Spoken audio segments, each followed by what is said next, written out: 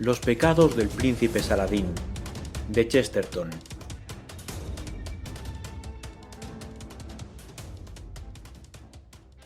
Cuando Flambeau cerró su oficina de Westminster para disfrutar de un mes de vacaciones, decidió pasárselo a bordo de un bote de vela tan pequeño que casi siempre lo manejaban a remo.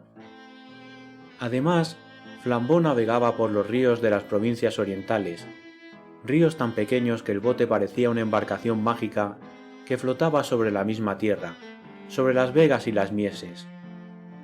El barco tenía sitio para 2 pasajeros y capacidad estrictamente para las cosas más necesarias.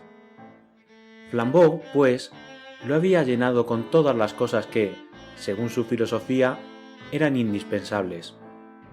Reducíanse estas, al parecer, a 4 capítulos esenciales: latas de salmón, para alimentarse; revólveres cargados, por si había guerra; una botella de brandy, sin duda por si se desmayaba; y un sacerdote, tal vez por si se encontraba en peligro de muerte. Y con este ligero equipaje, empezó a recorrer los serpenteantes y pequeños ríos de Norfolk, tratando seguramente de llegar a las anchuras de los Broads, pero divirtiéndose de paso con los jardines y las vegas, las mansiones y aldeas, que se reflejaban en el agua, deteniéndose a pescar en los estanques y recodos, y acariciando la playa en cierto modo. Flambeau, como un verdadero filósofo, no tenía ningún propósito para sus vacaciones, pero tenía, como verdadero filósofo, un pretexto, o más bien, tenía un propósito a medias, y lo tomaba lo bastante en serio para que su éxito, si lo lograba, fuera la corona de sus vacaciones, y lo bastante en broma para que su fracaso, si tal acaecía, no las echara a perder. Hacía algunos años, cuando era el rey de los ladrones y la figura más notable de París, solía recibir extraños mensajes de aprobación, denuncias y hasta declaraciones de amor. Pero uno de estos mensajes, entre todos, sobrevivía en su memoria. No era más que una tarjeta de visita, metida en un sobre que llevaba el sello de Correos de Inglaterra. En el dorso de la tarjeta, escrito en francés y con tinta verde, se leía: «Si alguna vez se retira usted y se vuelve persona honrada, venga usted a verme. Tengo deseo de conocerle, porque he conocido a todos los grandes hombres de mi época». Esa jugada suya de coger a un detective para arrestar con él al otro es la escena más espléndida de la historia francesa. Y en el anverso de la tarjeta, con elegantes caracteres grabados, aparecía este nombre: Príncipe Saladín, Casa Roja, Isla Roja, Norfolk. Flambeau no había vuelto a acordarse del príncipe, y solo sabía que, en su día, aquel hombre llegó a ser la comidilla mundana más brillante de toda Italia meridional. Según aseguraban, en su juventud se había fugado con una mujer casada de su mismo origen principesco, y aunque en tal ambiente semejante aventura no tenía nada de inusitado, produjo una gran impresión por la tragedia a que dio lugar: el suicidio del marido injuriado, que según parece se arrojó por un precipicio de Sicilia. El príncipe se fue entonces a vivir a Viena por algún tiempo, pero se aseguraba que después se pasó la vida en continuos y agitados viajes. Y cuando Flambeau, al igual que el príncipe, huyó de la celebridad europea y se estableció en Inglaterra, se le ocurrió hacer una visita por sorpresa al ilustre desterrado de los Broads de Norfolk. Cierto que no estaba seguro de dar con el sitio, harto insignificante y pequeño, pero a la postre lo descubrió, y mucho antes de lo que se figuraba. Una tarde amarraron el barco en una ribera llena de matojos y árboles podados. Tras las fatigas de mucho bogar, el sueño se apoderó de ellos muy temprano, y por lo mismo despertaron al otro día antes del amanecer. Sobre ellos, sobre el bosque de arbustos, paseaba una ancha luna de limón, y el cielo tenía un vino tinte violeta, nocturno pero luminoso. Ambos se acordaron de su infancia, de aquella edad fantástica y misteriosa, en que los montones de hierba se nos figuran bosques profundos. Al destacarse sobre el disco de la luna, las margaritas silvestres parecían margaritas gigantescas, y los amargones, amargones gigantes. Y ambos, contemplando esto, recordaban las cenefas del papel que tapizaba los muros del aposento infantil. La profundidad del lecho del río los hundía lo bastante entre las raíces de los arbustos y plantas para que la hierba les resultara muy alta. «Por Júpiter», exclamó Flambeau, «esto parece un cuento de hadas». El padre Brown se sentó en el bote con un movimiento brusco, y se santiguó. Tan brusco fue el movimiento que su amigo le preguntó qué le sucedía. «Los que escribieron las baladas medievales», contestó el sacerdote, «entendían de cuentos de hadas más que usted. Según ellos, en el país de las hadas, no siempre suceden cosas agradables». «Ganas de hablar», dijo Flambeau. «Bajo esta luna inocente solo cosas encantadoras pueden suceder. Estoy por seguir adelante ahora mismo, para ver qué pasa. Ni en vida ni muertos hemos de volver a disfrutar de otra ocasión y otra luna semejantes». «Muy bien», dijo el padre Brown. «Yo no he dicho que sea necesariamente malo penetrar en el país de las hadas. Lo único que afirmo es que siempre hay peligro en ello». Empujaron la barca lentamente sobre el río lleno de fulgores. El violeta luminoso del cielo y el oro pálido de la luna fueron desvaneciéndose, hasta decaer en ese cosmos vasto, difuso, que precede a los colores del alba. Había ya bastante luz, y todos los objetos eran visibles, cuando divisaron los techos en declive y los puentes de aquella aldehuela ribereña. Las casas, con sus tejados largos, bajos, pendientes, parecían bajar a abrevarse al río, como un inmenso ganado pardo y rojo. La aurora, cada vez más blanca y radiante, había empezado ya a difundir la luz del día, antes de que los dos amigos vieran un alba viviente por los embarcaderos y puentes de la aldea. De pronto descubrieron a un hombre de aspecto muy plácido y próspero, en mangas de camisa, cara tan redonda como la luna, que acababa de desaparecer, y cruzada por las rayas rojas de las pastillas, que estaba apoyado en un poste, contemplando la perezosa marea. Por inexplicable impulso, Flambeau se puso de pie haciendo mecerse el bote, y le gritó al hombre que si sabía dónde estaba la isla roja o la casa roja. La sonrisa de satisfacción del hombre se hizo un poco más expresiva, y por respuesta señaló simplemente el próximo recodo del río. Flambeau, sin hablar, siguió remando. El bote tuvo que pasar aún por muchos rincones llenos de verdor, y cruzar muchos silenciosos tramos del río. Pero antes de que la pesquisa se tornara monótona, doblaron un recodo en ángulo agudo y entraron en un remanso o lago, cuyo aspecto les atrajo instintivamente. En mitad de las espaciosas aguas, rodeado de juncos, apareció un islote bajo, alargado, sobre el cual se veía una casa también baja y alargada, construida al modo de las chozas indias, de bambú o alguna otra caña correosa de los trópicos. El bambú de los muros era de color amarillo pálido, y el de los techos inclinados era de un rojo café oscuro. La casa daba una impresión de uniformidad, de monotonía. La brisa matinal hacía cantar los cañaverales en torno a la isla, zumbando por las costillas de la casa como en una gigantesca flauta de pan. «Por San Jorge», exclamó Flambeau, «este es el sitio que buscamos. Esta, y no otra, es la Isla Roja, y esa tiene que ser la Casa Roja. Ese hombre gordo y patilludo debe ser el hada bienhechora de los cuentos». «Bien puede ser», observó el padre Brown imparcialmente. «Ojalá que no resulte una hada maléfica». Pero ya el impetuoso Flambeau metía el bote por entre las cañas susurrantes, y pronto estuvieron los dos sobre aquella isla tan curiosa y tan larga, junto a aquella casa tan singular y tan sola. La parte de atrás de la casa daba al río, sobre el único desembarcadero posible. La entrada principal daba al otro lado, sobre el jardín de la isleta. Los visitantes se adelantaron por una vereda que casi recorría 3 lados de la casa, al amparo de los bajos aleros, y a través de distintas ventanas que daban a 3 muros distintos, vieron desde fuera la misma sala larga, clara, revestida de madera ligera, con muchos espejos, y dispuesta como para un almuerzo elegante. La puerta principal, cuando al fin llegaron a ella, la encontraron adornada con 2 tiestos de flores de color azul turquesa.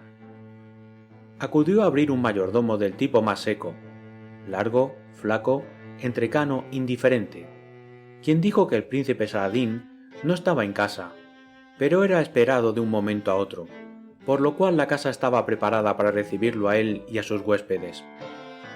Al ver la tarjeta escrita con tinta verde, surgió un aleteo de vida en la pergaminada cara del exangüe servidor, y con cierta cortesía indecisa manifestó que los forasteros podían esperar en la casa.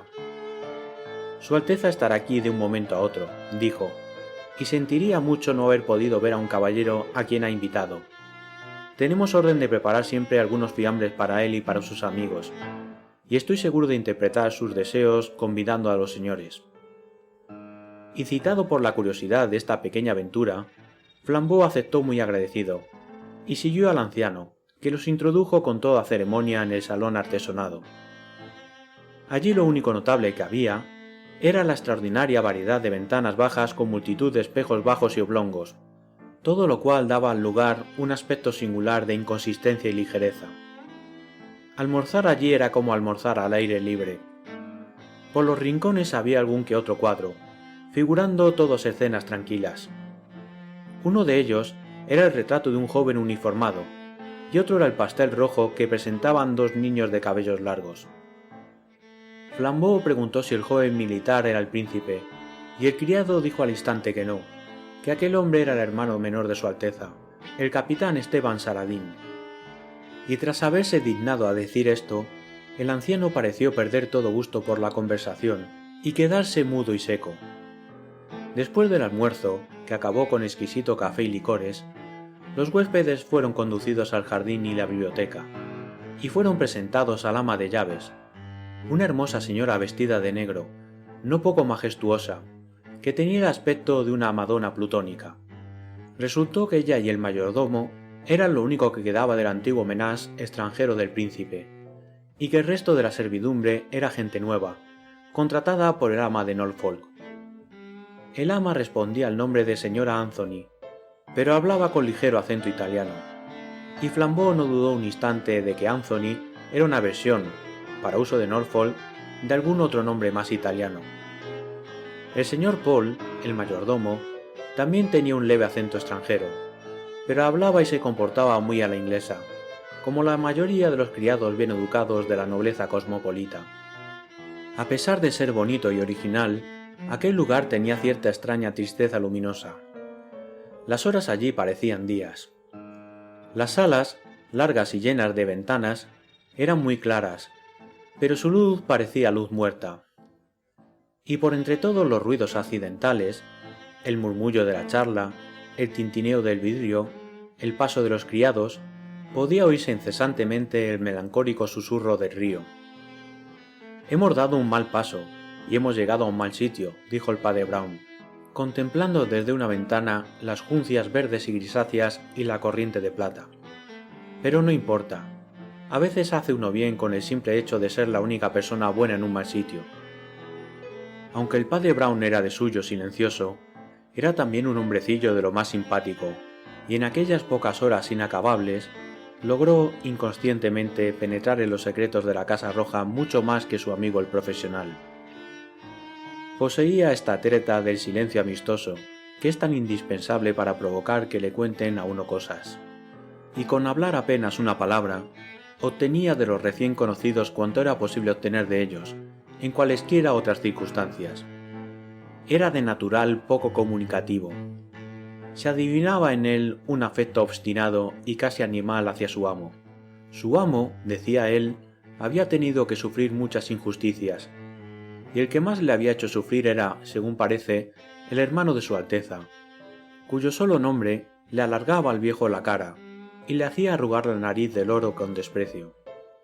Por lo visto, el capitán Esteban era una mala cabeza, y le había sacado a su benévolo hermano grandes sumas de dinero, obligándole a abandonar la vida elegante y a refugiarse tranquilamente en aquel retiro.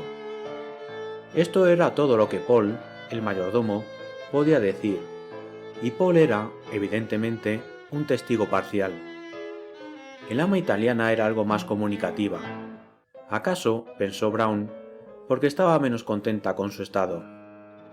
El tono con que hablaba del amo era un sí o un no ácido, aunque no desprovisto de temor. Flambeau y su amigo estaban en el salón de los espejos, examinando el pastel de los dos niños, cuando el ama entró, presurosa y callada, a cumplir alguna tarea doméstica.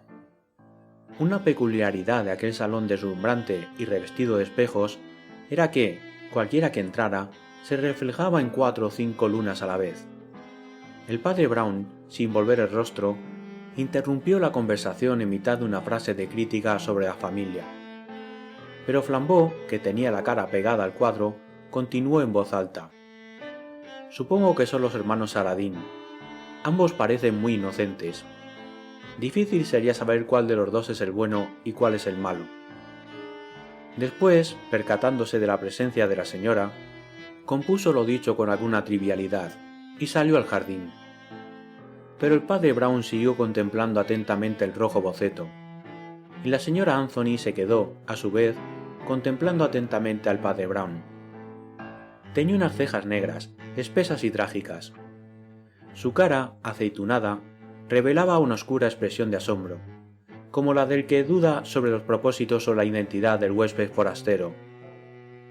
Sea que el traje y el credo del sacerdote despertaran en ella recuerdos meridionales del confesionario, o sea que se figurara que el sacerdote estaba más al tanto de lo que aparentaba sobre las interioridades de aquella casa, el caso es que se dirigió a él en voz baja, como a un cómplice, y le dijo: «No le falta razón a su amigo.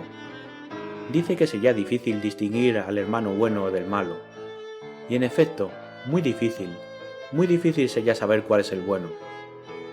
«No la entienda usted», dijo el padre Brown, dando unos pasos para salir del salón.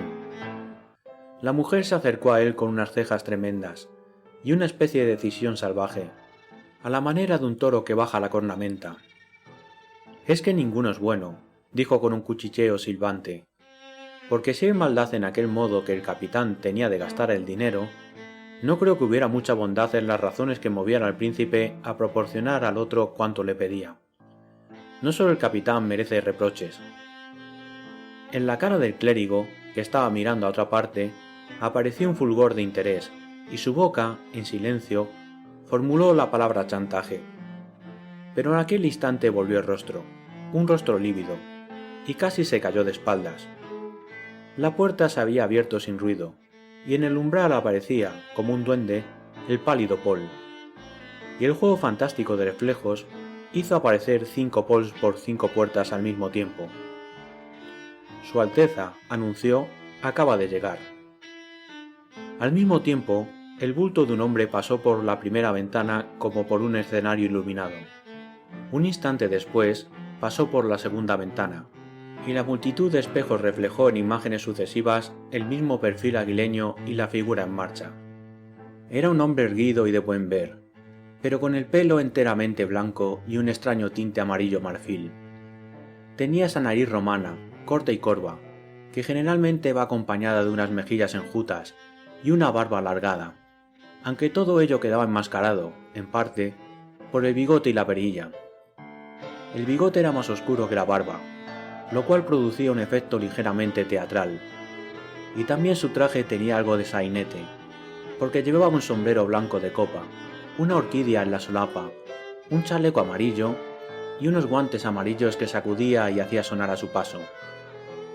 Cuando llegó a la puerta principal, oyeron que el rígido Paul salía a abrirle, y que el recién llegado decía alegremente: «Bueno, ya ves, aquí me tienes».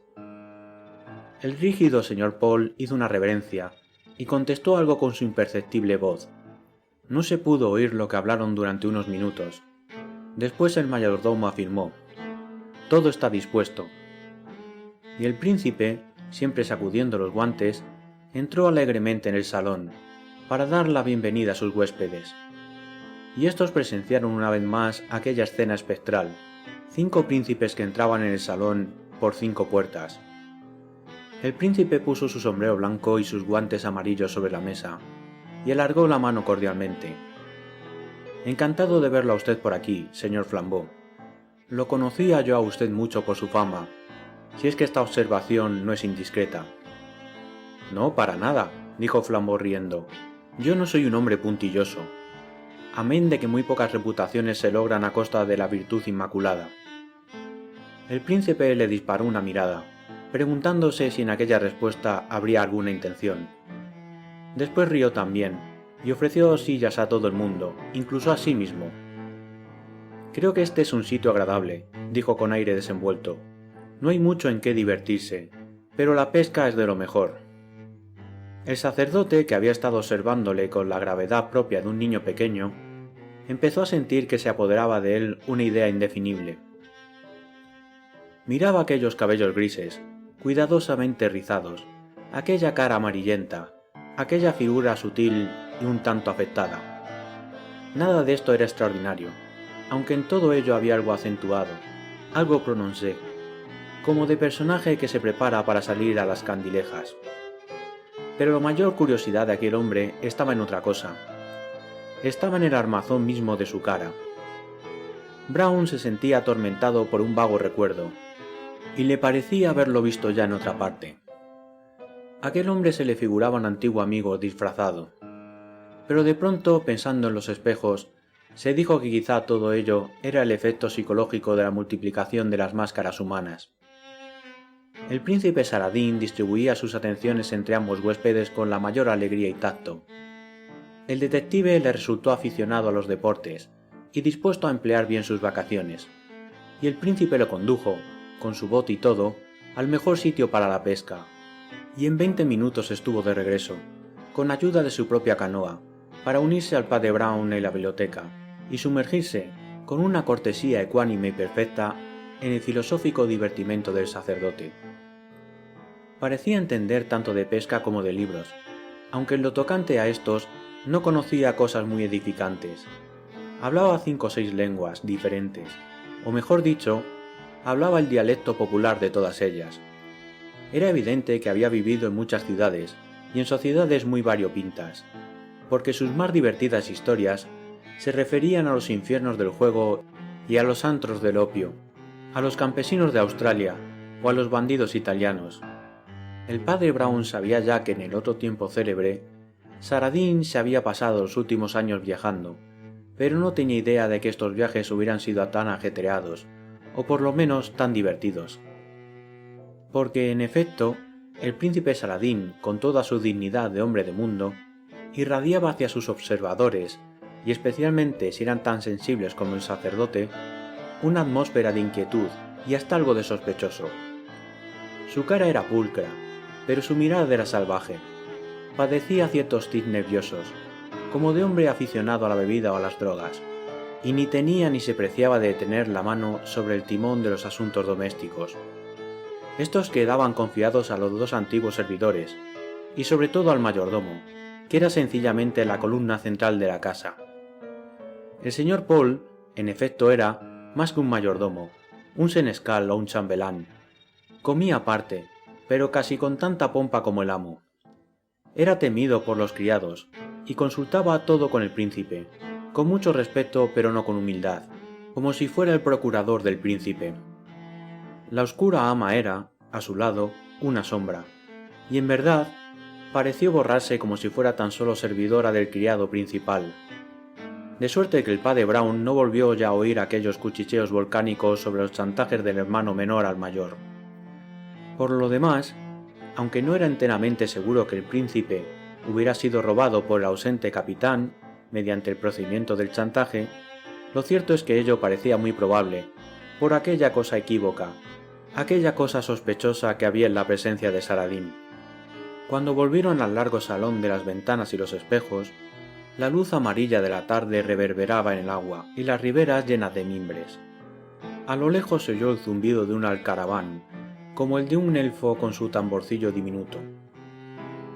Y otra vez, por la mente del sacerdote, como una nubecilla turbia, voló el sentimiento singular de que aquel era un sitio funesto, triste, embrujado. Ojalá regrese pronto, Flambeau, dijo. ¿Cree usted en los agüeros?, preguntó de súbito el inquieto príncipe Saladín.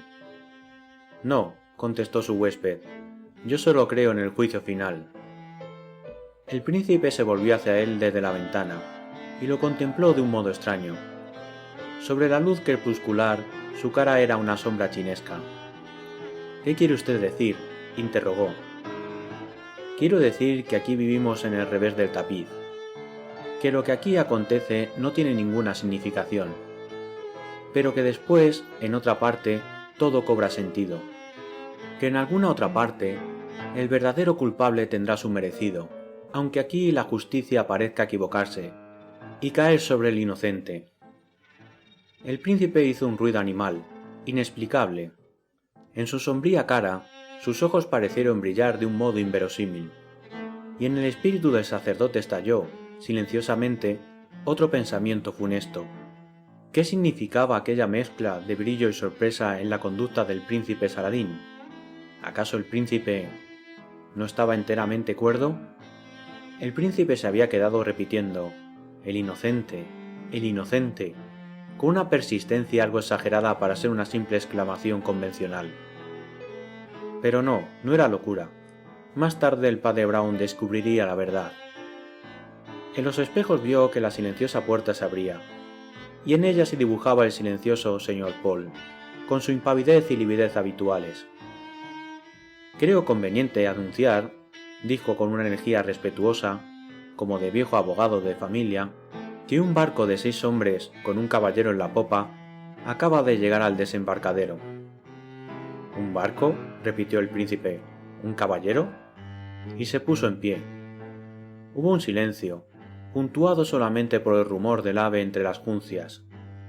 Y poco después, antes de que nadie hubiera proferido una palabra, una figura nueva, un perfil nuevo, pasó frente a cada una de las ventanas, como 1 o 2 horas antes había pasado el príncipe. Pero, salvo por la coincidencia de que ambos perfiles eran aguileños, ningún parecido tenían. En lugar del sombrero blanco de Saladín, el nuevo personaje traía un sombrero negro de forma anticuada y extranjera, bajo el cual se veía una fisonomía solemne y juvenil, una cara completamente afeitada, algo azulada en la mandíbula dura y voluntariosa, y que recordaba un poco la cara de Napoleón, cuando era joven. Esta semejanza aumentaba aún por el aire de vejez y rareza del traje. Se diría que aquel joven no se había tomado la molestia de cambiar las modas de sus padres. Llevaba una levita azul raída, un chaleco rojo de aspecto militar y uno de aquellos pantalones blancos que se usaban a principios de la era victoriana, pero que ahora resultan ya muy ridículos. Y de aquel conjunto de antiguallas salía una cara aceitunada llena de juventud y monstruosamente sincera. «Diantre», dijo el príncipe Saladín, y dándose una palmada en el sombrero fue en persona a abrir la puerta. La puerta se abrió sobre un jardín crepuscular. El recién llegado y sus acompañantes se habían extendido por la vereda como una pequeña compañía de teatro. Los 6 remeros habían arrastrado el bote a la playa, y parecían guardarlo con aire amenazador, embrazando como lanzas los remos. Eran hombres atezados, y algunos llevaban aretes. Uno de ellos estaba junto al joven de la cara aceitunada y el chaleco rojo, y llevaba consigo una caja negra muy sospechosa. «¿El nombre de usted?», preguntó el joven, «¿es Saladín?». Saladín asintió como de mala gana. El recién llegado tenía unos ojos absortos y negros, unos ojos de perro, antípodas de los ojitos grises y relampagueantes del príncipe, y también esta vez el padre Brown tuvo la fantástica idea de haber visto ya en otra parte un ejemplar de aquella cara. Pero también esta vez recordó los espejos multiplicadores como causa posible de semejante ilusión. «Vaya con el palacio de cristal», se dijo. «Ve uno todo repetido tantas veces que todo parece un sueño». «Si usted es el príncipe Saladín», continuó el joven, «sepa usted que mi nombre es Antonelli». «Antonelli», repitió el príncipe con languidez. «Sí, me parece recordar este nombre». «Permítame usted presentarme solo», dijo el joven italiano.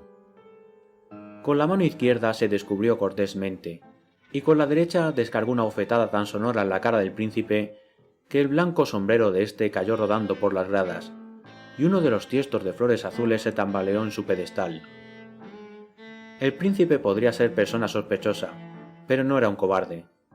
Saltó al cuello de su enemigo y casi lo derribó sobre la hierba. Pero éste logró desasirse, con una cortesía presurosa, y dijo jadeante y en un inglés trabajoso: «Perfectamente. He cometido una injuria. Ahora debo dar satisfacción. Marco, abre la caja». El hombre de las arrancadas abrió la caja negra. Sacó de ellas 2 espadas italianas, de espléndida guarda y hoja de acero, y las clavó en el suelo. Junto a la puerta, el extraño joven, con aquella cara amarilla y vindicativa, las 2 espadas que parecían cruces de cementerio, y en el fondo la línea de remeros, todo ello producía un singular efecto de tribunal de justicia bárbara. Por lo demás continuaba igual, tan súbito había sido el incidente. El aro del sol crepuscular relucía aún, y el alcaraván seguía redoblando como para anunciar una fatalidad. «Príncipe Saradín», dijo el llamado Antonelli, «cuando yo estaba en pañales, usted mató a mi padre y robó a mi madre. Mi padre fue el más afortunado, pero usted no lo mató gallardamente, como voy yo a matarlo a usted. Usted y mi perversa madre lo condujeron a un solitario paraje de Sicilia, lo arrojaron por un precipicio y continuaron tranquilamente su paseo. Yo, si quisiera, podría imitarlo a usted, pero el procedimiento me resulta muy vil. Lo he seguido a usted por todo el mundo. Usted ha huido siempre de mí, pero hemos llegado al fin del mundo y de la existencia de usted. Ya lo tenga usted, y le doy a usted todavía una posibilidad que usted no concedió a mi padre. Escoja usted una espada». El príncipe Saradín, con el ceño fruncido, pareció vacilar un instante, pero todavía zumbaba en sus oídos el ruido de la bofetada. De un salto empuñó una de las armas. El padre Brown saltó también tratando de interponerse en la disputa, pero pronto se convenció de que su presencia empeoraba las cosas. Saradín era un masón, un feroz ateo, y la presencia del sacerdote lo provocaba en vez de refrenarlo. En cuanto al otro, ni clérigo ni laico hubieran podido conmoverlo. Aquel joven de cara a lo Bonaparte y ojos negros era algo mucho más duro que un puritano. Era un pagano. Era un individuo sanguinario de los que había en el albor de la tierra. Era un hombre de la edad de piedra. Un hombre de piedra. Quedaba todavía una esperanza: acudir al ama. Y el padre Brown entró corriendo por las habitaciones, y se encontró con que todos los criados se habían ido de asueto por orden del autócrata Paul, y solo la sombra de la señora Anthony vagaba por las desiertas salas. En el instante en que la mujer volvió hacia él el rostro azorado, el sacerdote descubrió uno de los enigmas de la casa de los espejos. Las espesas cejas y los ojos negros de Antonelli eran una reproducción de los ojos negros y espesas cejas de la señora Anthony, y al instante comprendió la mitad de la historia. «Su hijo está en la puerta», dijo sin perder el tiempo en rodeos. «Él o el príncipe van a morir. ¿Dónde está el señor Paul?» «En el embarcadero», dijo la mujer con desmayo. Está haciendo señales para pedir socorro». «Señora Anthony», dijo el padre Brown gravemente, «no es hora de hacer disparates. Mi amigo está con su bote pescando en el río. El bote de su hijo está guardado por la gente que lo acompaña. No queda más que la canoa del príncipe. ¿Qué se propone hacer con ella el señor Paul?» «Santa María, no lo sé», dijo ella, y cayó desvanecida sobre la estera. El padre Brown la levantó y acostó en un sofá, la echó encima un jarro de agua, gritó pidiendo socorro, y después se lanzó a todo correr rumbo al desembarcadero de la islita. Pero ya la canoa iba a media corriente, y el viejo Paul la empujaba arriba, con una energía increíble a sus años. «Voy a salvar a mi amo», gritó con ojos llameantes. «Todavía puedo salvarlo». El padre Brown no pudo más que mirar de lejos la canoa sacudida por la corriente, y hacer votos porque el viejo llegara a tiempo de dar la alarma en el pueblo. «Mala cosa es un duelo», dijo para sí rascándose los cabellos color de tierra, «pero en este duelo hay algo todavía peor que el duelo. Lo adivino, aunque ignoro qué podrá ser». Y mientras contemplaba el agua, convertida en agitado espejo del crepúsculo, oyó al otro lado del jardín un ruido breve pero inequívoco, el golpe frío del acero, y volvió la cabeza. Al otro lado, en el cabo saliente mayor del islote, sobre una zona de hierba que corría más allá del último sembrado de rosas, los duelistas acababan de cruzar los hierros. La tarde era una cúpula de oro virgen, y así, aunque estaban distantes, se podía apreciar hasta el menor detalle de la escena. Los combatientes estaban en mangas de camisa, pero el chaleco amarillo y la blanda cabeza de Saradín, y el chaleco rojo y los pantalones blancos de Antonelli brillaban a la luz igual que los colores de dos muñecos mecánicos danzantes. Las dos espadas centelleaban de la punta al pomo como dos alfileres de diamante. Y había algo terrible en el hecho mismo de que las dos figuras aparecieran tan diminutas y alegres. Semejaban dos mariposas tratando de clavarse en un corcho. El padre Brown corrió con todas sus fuerzas, y sus piernecitas giraban como ruedas. Pero al llegar al campo de combate comprendió que había llegado demasiado tarde, y demasiado pronto a la vez. Demasiado tarde para detener la lucha, que se había desencadenado ya tenazmente al amparo de los tétricos sicilianos apoyados en sus remos. Demasiado pronto para prever el resultado desastroso, porque los dos contendientes eran de igual fuerza, y el príncipe usaba su agilidad con cierta cínica confianza, mientras que el siciliano se movía con una minucia asesina. Pocos encuentros más hermosos hubieran podido verse en salones y anfiteatros llenos de público que aquel combate, retiñente y brillante, sobre el islote olvidado en el riachuelo. Y la vertiginosa lucha se fue alargando de tal modo que la esperanza volvió a alentar en el corazón del afligido sacerdote. Muy probable era, en efecto, que Paul no tardara en llegar con la policía. Tampoco sería malo que volviera de su pesca Flambeau, porque Flambeau, físicamente hablando, valía por 4 hombres. Pero ni señales de Flambeau se veían, y lo que era más extraño, tampoco de Paul y la policía. Y ni balsa ni leño aparecían, flotando sobre las aguas. En aquella isla perdida, en aquel lago innominado, los hombres estaban tan abandonados como en una roca del Pacífico. De pronto, el tintineo de las espadas se transformó en un rechinido. El príncipe abrió los brazos, y la punta disparada del arma enemiga le salió por la espalda, entre los omóplatos. El príncipe giró sobre sí mismo. La espada se escapó de su mano como una estrella errante, y fue a parar al río. Y el príncipe cayó tan pesadamente que rompió un rosal con su cuerpo y levantó una nube de polvo rojo, como el humo de un sacrificio pagano. El siciliano acababa de consumar una ofrenda de sangre ante los manes paternos. El sacerdote se arrodilló al instante junto al cuerpo, solo para confirmar que era ya cadáver. Y mientras todavía intentaba las últimas pruebas desesperadas, oyó unas voces en el río, y vio un bote de la policía que arribaba al embarcadero, del cual salieron agentes y personajes del pueblo, y con ellos el espantado Paul. El curita se levantó entonces con un gesto amargo y dudoso. «¿Por qué?», murmuró. «¿Por qué no han podido venir antes?». 7 minutos más tarde la isla estaba invadida de aldeanos y policías. Estos arrestaron al vencedor, y le recordaron ritualmente que ninguna de sus declaraciones sería aprovechada en contra suya. «No tengo nada que declarar», dijo el monomaniático con admirable serenidad. «Nada más he de decir. Soy muy dichoso, y solo deseo que me ahorquen».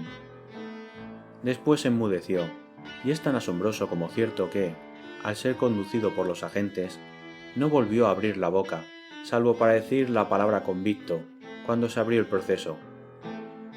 El padre Brown había visto desde el jardín, tan repentinamente poblado, el arresto del homicida y la conducción del cadáver después del examen médico, como quien asiste al desenlace de un drama repugnante, y estaba inmóvil, como quien ve visiones. Dio su nombre y señas para servir de testigo, pero no aceptó el ofrecimiento de pasar el río en el bote, y se quedó solo en el jardín de la isleta, contemplando el sol quebrado y el verde escenario de aquella súbita e inexplicable tragedia. La luz iba muriendo en el río. La niebla ascendía de las pantanosas riberas. Revoloteaban los últimos pájaros. En la subconsciencia del sacerdote, que era tan vívida, estaba clavada la idea de que algo quedaba por explicar. Y este sentimiento de misterio, que todo el día lo había dominado, no podía explicarse solo por el efecto de los espejos. Le parecía que no había visto un verdadero suceso, sino una mascarada o un simulacro. Con todo, no se acarrea un cadáver ni se cuelga un hombre por mera pantomima. Rumiaba todo esto sentado en las gradas del embarcadero, cuando vio venir la mancha alta y negra de una vela que avanzaba en silencio por el río lleno de fulgores. Se puso en pie de un salto, poseído de una emoción tan súbita que estuvo a punto de llorar. —¡Flambeau! —exclamó, y con ambas manos saludaba efusivamente a su amigo, con gran asombro de éste, que salía del bote con sus aparejos de pescar. —¡Flambeau! De modo que a usted no lo han matado. —¿Matado? —repitió el pescador con el mayor asombro. —¿Y por qué me habían de matar? —¡Ay! Porque casi han matado a todo el mundo —dijo el otro sin saber lo que decía. Saradín ha sido asesinado, y Antonelli solo desea que lo cuelguen, y su madre se ha desmayado, y yo no sé ya si estoy en este mundo o en el otro. Pero gracias a Dios, usted está a mi lado. Y como si tuviera miedo, se cogió al brazo del sorprendido Flambeau. Abandonaron el embarcadero, y al pasar bajo los aleros de la casa de bambú, miraron por la ventana como lo habían hecho al llegar, y descubrieron un interior iluminado digno de atraer sus miradas. Cuando el matador de Saradín cayó sobre aquella isla como una bomba, ya habían dispuesto la mesa para cenar en el salón largo. Y he aquí que la cena había comenzado plácidamente, porque a un lado de la mesa estaba sentada la señorita Anthony, algo azorada, y al otro lado el señor Paul, el mayordomo, comiendo y bebiendo con muy buen apetito, y los ojos cegatones y azulencos saliéndosele de la cara, con un semblante indescifrable, pero no exento de satisfacción. Con un ademán de poderosa impaciencia, Flambeau llamó a la ventana, la abrió y asomó una cara indignada. —Muy bien —exclamó—, yo comprendo que ustedes necesiten algún alimento, pero realmente esto es robar la cena del amo cuando el amo yace muerto en el jardín. —Yo he robado ya muchas cosas durante mi alegre vida —replicó el misterioso anciano plácidamente—, pero esta cena es una de las pocas cosas que no he robado. Esta cena y esta casa y este jardín son de mi pertenencia. Una idea cruzó por la mente de Flambeau. —¿Quiere usted decir —empezó—, que el testamento del príncipe Saradín? —El príncipe Saradín soy yo —dijo el viejo mascullando una almendra salada. El padre Brown, que estaba distraído con el revoloteo de los últimos pájaros, saltó como herido, y asomó también por la ventana una cara tan pálida como un nabo. —¿Usted es qué? —preguntó con voz chillona. —Paul, príncipe Saradín, a vosotros —dijo el venerable personaje muy cortésmente, levantando un vaso de jerez. Aquí vivo muy contento, porque soy hombre de hábitos muy domésticos, y por modestia me dejo llamar señor Paul, para distinguirme de mi infortunado hermano el señor Esteban.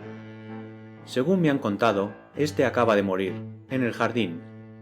Naturalmente no tengo yo la culpa de que sus enemigos vengan a buscarlo hasta aquí. Esto se debe a la lamentable irregularidad de su vida. No tenía un carácter doméstico. Calló, y se quedó contemplando el muro, justamente sobre la cabeza inclinada de la mujer. Y los huéspedes apreciaron entonces aquel aire de familia que ya les había impresionado al ver al otro hermano. Y de pronto el viejo comenzó a agitar los hombros, como si se asfixiara, pero su rostro permaneció impávido. —¡Dios mío! —exclamó Flambeau—, se está riendo. —Vámonos —dijo el padre Brown, que estaba completamente lívido—, vámonos de esta casa infernal, vámonos otra vez a nuestro honrado bote. Cuando se alejaron de la isla, la noche había envuelto ya la tierra y el río. Se dejaron llevar río abajo, calentándose con dos enormes cigarros que ardían como dos rojas linternas de barco. El padre Brown dijo: «Supongo que entenderá usted ahora toda la historia. Después de todo, es una historia muy primitiva. Un hombre tenía dos enemigos. Era hombre perspicaz, y comprendió que tener dos enemigos era mejor que tener uno solo». «No lo entiendo», dijo Flambeau. «Pues es muy sencillo», le contestó su amigo. «Sencillo hasta la candidez. Ambos Saradines son unos pícaros. Pero el príncipe, el mayor, era el pícaro que llega a la cumbre, y el menor, el capitán, era el pícaro que se hunde en el abismo. Este escuálido oficial descendió de mendigo a chantajista, y un triste día se apoderó de su hermano el príncipe. Sin duda la causa no era leve, porque el príncipe Saradín era francamente derrochador por una parte, y por otra no tenía ya reputación que perder en cuanto a los meros pecados convencionales de la buena vida social. La verdad es que la causa era causa de horca, y que Esteban tenía cogido a su hermano, literalmente con una cuerda alrededor del cuello. De algún modo, en efecto, había descubierto la verdad respecto al asunto de Sicilia, y podía probar que Paul había asesinado a Antonelli en las montañas. El capitán estuvo haciéndose pagar su silencio espléndidamente durante 10 años, hasta que la fortuna del príncipe, con ser inmensa, comenzó a escasear. Pero el príncipe Saradín, además de este hermano sanguijuela, tenía otras preocupaciones. Sabía que el hijo de Antonelli, que era un pequeñuelo en los días del asesinato, había sido educado en la salvaje lealtad siciliana, y solo vivía para vengar a su padre, y no con la horca, porque carecía de las pruebas legales que poseía Esteban, sino con las antiguas armas de la vendetta. El muchacho se había ejercitado con las armas hasta alcanzar una terrible perfección, y cuando llegó a la edad de usarlas, el príncipe Saradín comenzó, como decían las crónicas sociales, a viajar. Lo cierto es que comenzó a huir de un lado a otro, como un criminal perseguido. Pero en su busca iba siempre un hombre incansable. Tal era la situación del príncipe Paul, una situación poco envidiable. Mientras más dinero gastaba en huir de Antonelli, menos le quedaba para hacer callar a Esteban. Y mientras más le daba a Esteban, menos probabilidades le quedaban de escapar definitivamente de Antonelli. Y entonces fue cuando demostró ser un gran hombre, un genio como Napoleón. En lugar de resistir a sus dos antagonistas, se rindió de pronto a los dos. Como un luchador japonés, se echó fuera, y sus dos enemigos cayeron postrados ante él. Paró su arrebatada carrera por el mundo, y dio sus señas al joven Antonelli. Después hizo a su hermano entrega de todo lo que poseía. Le envió dinero bastante para que se vistiera con elegancia y viajara con lujo, y le puso una carta en estos o parecidos términos. Esto es todo lo que me queda. Me has arruinado.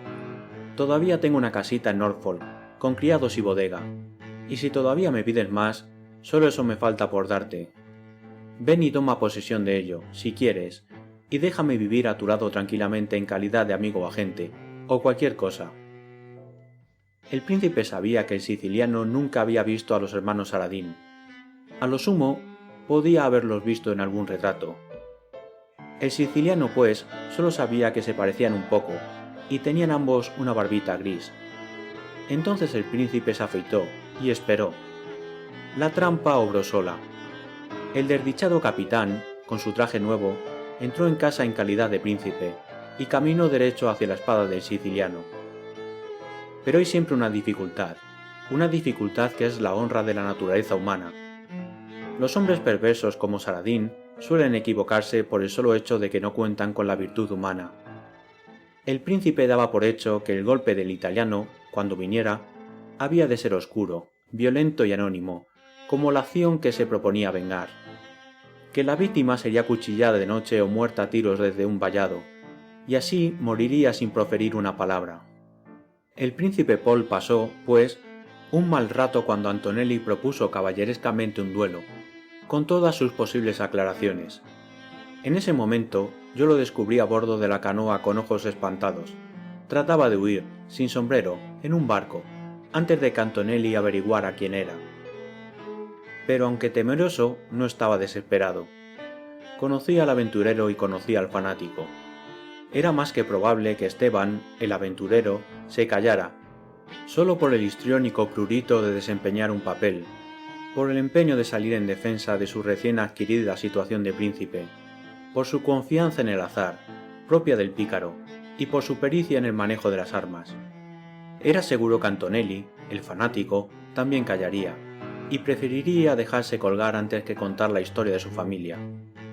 Paul anduvo navegando en el río hasta que comprendió que el combate había terminado. Entonces dio la alarma en el pueblo, trajo a la policía, vio a sus dos grandes enemigos vencidos desaparecer para siempre, y se sentó a cenar, muy contento. Y riéndose, por Dios, dijo Flambeau estremecido de ira. ¿Lo inspiraría el mismo Satanás? No, lo inspiró usted, contestó el sacerdote. Dios me libre, gritó Flambeau. ¿Yo? ¿Qué quiere usted decir? El sacerdote sacó del bolsillo una tarjeta, y a la luz del cigarro se la mostró al otro. Estaba escrita con tinta verde. ¿No recuerda usted los términos de su invitación?, preguntó. ¿Y la felicitación que le hace a usted por su hazaña? Esa jugada, dice, de coger a un policía para arrestar con él al otro, etc. No ha hecho más que copiar la jugada. Con un enemigo a cada lado se echó de pronto fuera del camino, e hizo así que sus enemigos chocaran y se mataran entre sí. Flambeau arrancó de las manos del sacerdote la tarjeta del príncipe Saladín y la hizo pedazos. «Acabemos con este verano», dijo, mientras los pedazos desaparecían arrastrados por las olas del río. «Aunque todavía me temo que envenene a los peces». El último trozo de la tarjeta desapareció al fin en la sombra.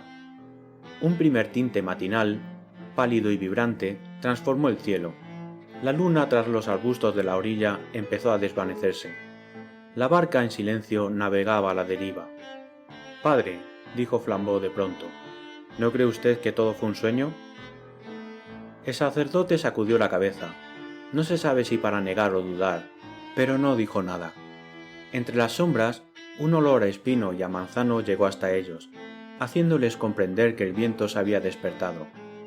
Poco después, el viento balanceó la barca, hinchó la vela, y los fue llevando sobre el río hacia sitios más venturosos donde moraban hombres inofensivos.